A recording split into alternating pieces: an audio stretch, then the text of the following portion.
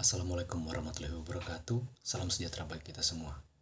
Pada kesempatan ini, saya akan melakukan presentasi review jurnal dengan judul Analisis Perbandingan Perhitungan Engine Performance CFM56-3C1 pada Test Cell Facility dengan Parametric Cycle Analysis of Real Engine.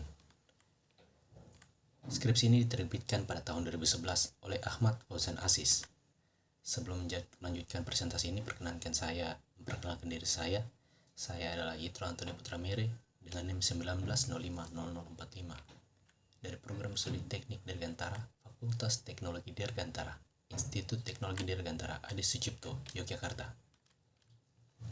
Pada poin pertama, tujuan penelitian.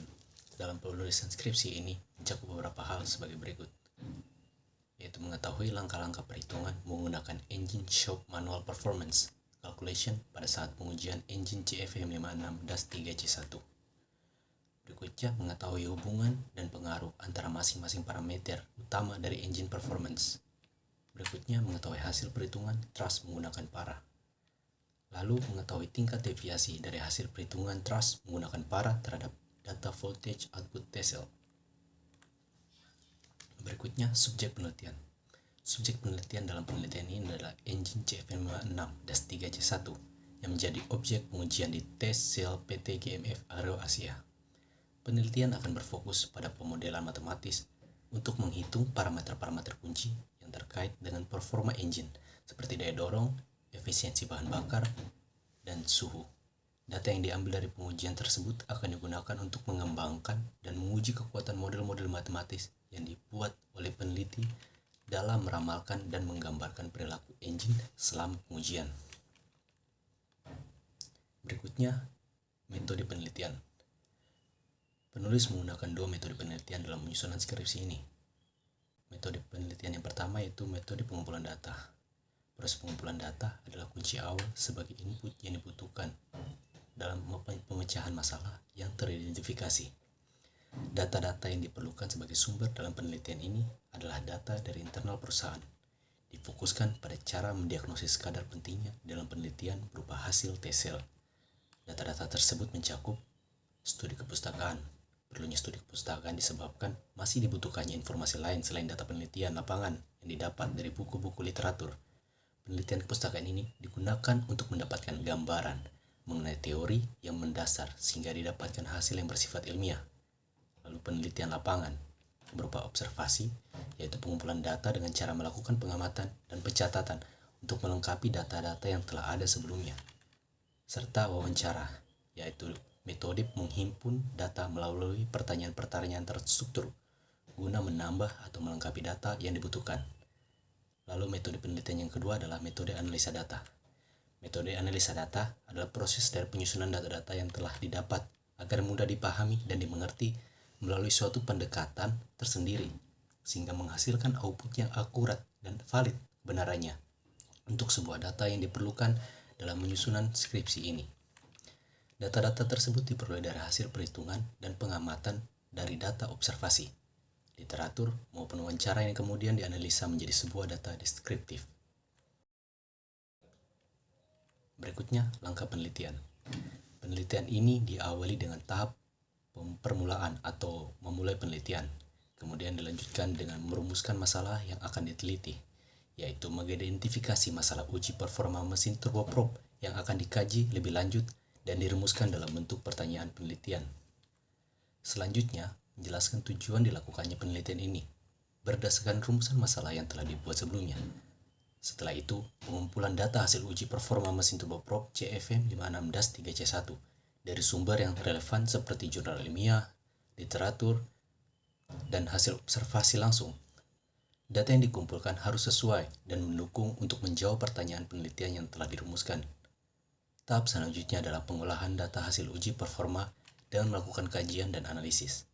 Data hasil uji akan dibandingkan dengan perhitungan parameter secara teori berdasarkan persamaan atau rumus tertentu. Sebelum melakukan perhitungan, terlebih dahulu mengidentifikasi parameter apa saja yang akan digunakan. Kemudian, parameter hasil perhitungan teori akan dibandingkan dan divalidasi apakah sesuai dengan data hasil uji performa mesin yang diperoleh. Jika hasilnya tidak valid, maka perlu dilakukan pengkajian ulang dan perhitungan parameter secara teori. Jika hasil telah tervalidasi, maka bisa dilanjutkan ke tahap selanjutnya, yaitu menarik kesimpulan berdasarkan hasil analisis dan pembahasan, serta memberikan saran untuk penelitian lebih lanjut terkait topik yang diteliti. Pada akhirnya, penelitian diakhiri setelah mendapatkan hasil dan jawaban atas pertanyaan penelitian yang telah dirumuskan di awal. Kita ke poin berikutnya, hasil penelitian. Berikut adalah hasil penelitian yang diperoleh. Yang pertama, tahapan perhitungan pada Engine Shop Manual Performance Calculation adalah dengan cara mengolah data observed value dari parameter utama kinerja mesin menggunakan perhitungan dengan faktor-faktor koreksi standar D untuk tekanan inlet fan, suhu, kelembapan, faktor koreksi kondensasi, efek kontrol clearance, T-cell colorization facility modifiers, penyesuaian untuk T-cell bell mode, dan konfigurasi exhaust. Penyesuaian parameter dari kecepatan fan terkoreksi yang diuji untuk menghasilkan nilai terkoreksi yang kemudian dibandingkan dengan batasan parameter kinerja mesin yang dikeluarkan pabrik untuk menghasilkan data kinerja mesin. Berikutnya, hasil perhitungan dorongan menggunakan parametric cycle analysis of real engine diperoleh dari hasil perhitungan pada kondisi pengujian lepas landas sekitar 22.451 lbs dan kondisi pengujian maksimum berkelanjutan sekitar 20.863 lbs. Berikutnya, tingkat penyimpangan dari perhitungan dorongan menggunakan para dengan dorongan nilai observasi pada kondisi lepas landas sekitar 0,8% dan pada kondisi maksimum berkelanjutan sekitar 1%. Dari hasil data pengujian dapat disimpulkan, semakin besar dorongannya dihasilkan, maka semakin besar pula nilai EGT-nya. Dan semakin tinggi nilai kecepatan N1 dan N2, semakin besar dorongan yang dihasilkan. Berikutnya, kekuatan penelitian. Menurut reviewer, ada beberapa poin penting yang dapat menjadi kekuatan dalam penelitian ini. Yang pertama, penggunaan data hasil observasi langsung uji performa mesin CFM 56-3C1 merupakan kekuatan utama dari penelitian ini. Data yang digunakan berasal langsung dari sumbernya, yaitu hasil pengujian mesin secara aktual di T-cell. Hal ini membuat data yang digunakan sangat valid dan akurat, karena merupakan hasil observasi nyata dari performa mesin turbin tersebut. Yang kedua, validasi hasil perhitungan teori dengan membandingkannya terhadap data observasi merupakan langkah penting yang menjadi kekuatan penelitian. Validasi diperlukan untuk memastikan bahwa perhitungan parameter secara teori sesuai dan tervalidasi dengan data aktual dari pengujian mesin. Hal ini menjadikan penelitian lebih kredibel. Dan yang ketiga, penerapan metode perhitungan teori dan parametrik baku yaitu Engine Shop Manual Performance Calculation dan Parametric Cycle Analysis dapat menjadi kekuatan penelitian. Penggunaan metode yang terstandar dan baku dapat menghasilkan perhitungan yang lebih akurat sesuai dengan prosedur yang berlaku, sehingga penelitian lebih terpercaya. Berikutnya, kelemahan penelitian. Berikut adalah beberapa hal yang menjadi kelemahan dalam penyusunan skripsi ini, menurut reviewer.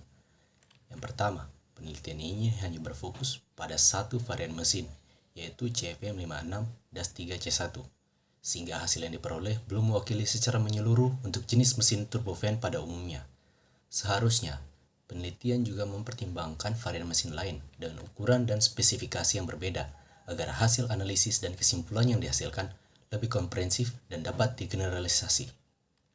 Yang kedua, jumlah data hasil pengujian mesin yang digunakan dalam penelitian masih terbatas. Hanya beberapa variasi kondisi pengujian performa. Sebaiknya jumlah data hasil pengujian ditingkatkan dalam jumlah dan variasi, agar hasil analisis dan data kesimpulan yang dihasilkan lebih akurat dan representatif. Yang ketiga, penelitian ini belum melakukan analisis terhadap tingkat ketidakpastian dari hasil perhitungan parameter secara teori. Seharusnya turut dibahas estimasi tingkat ketidakpastian guna validasi yang lebih baik antara lain perhitungan dan data observasi. Hal ini dapat meningkatkan kredibilitas hasil penelitian. Oke, ke poin berikutnya, kesimpulan. Penelitian ini melakukan hasil analisis performa mesin turboprop CFM 56-3C1 dengan membandingkan hasil perhitungan teori parameter performa menggunakan metode Engine Shop Manual Performance Calculation Parametric Cycle Analysis terhadap data hasil observasi pengujian mesin. Hasil penelitian menunjukkan tingkat deviasi yang kecil, yaitu kurang dari 1%, antara hasil perhitungan teori dan data observasi. Hal ini mengindikasikan hasil perhitungan parameter performa mesin secara teori cukup akurat. Beberapa kekuatan dari penelitian ini adalah penggunaan data observasi aktual, validasi hasil teori, dan penerapan metode perhitungan baku. Sedangkan kelemahannya antara lain hanya menggunakan satu variasi mesin. Jumlah data terbatas dan belum dilakukan analisis ketidakpastian. Secara keseluruhan, penelitian ini telah berhasil melakukan analisis performa mesin menggunakan pendekatan teori dan observasi dengan hasil yang cukup baik. Berikutnya saran. Beberapa saran yang dapat diberikan untuk penelitian selanjutnya antara lain memperluas varian mesin yang diteliti, menambah jumlah dan pengujian agar hasil lebih komprehensif, serta melakukan analisis ketidakpastian dari hasil perhitungan teori. Analisis dapat diperoleh dengan mempertimbangkan faktor-faktor lain yang mempengaruhi performa mesin, seperti kondisi lingkungan, umur pemakaian, dan variasi beban. Penelitian lanjutan juga disarankan untuk dapat memvalidasi hasil simulasi komputer untuk memprediksi performa mesin dengan data observasi aktual. Dan demikian, hasil penelitian yang didapat dapat lebih luas dan akurat. Sekian presentasi review jurnal saya. Atas perhatiannya, saya ucapkan terima kasih.